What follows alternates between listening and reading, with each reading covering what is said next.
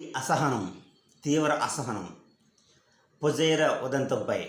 Fujairah అనేది Iran యొక్క ద్రోణి దాడికి గురైన ప్రాంతం. ఈ ఫుజైరా అనేది యుఏఈలో ఒక చమురు శుద్ధి కర్మాగారంపై ఇరాన్ దాడి చేయడం వల్ల పలువురు భారతీయులు రక్తమోడిన సంఘటన పట్ల మోడీ తీవ్ర అసహనాన్ని వ్యక్తం చేశారు.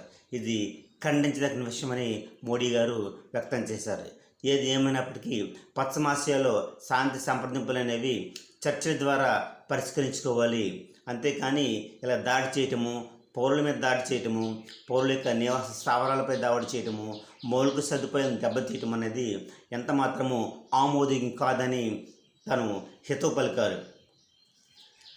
అంతేకాకుండా ఈ పశ్చిమాసియా అనేది అందరికీ శాంతిని నెలకొల్పే ప్రాంతం. దానికి మా తరపున ఏదైనా సహకారం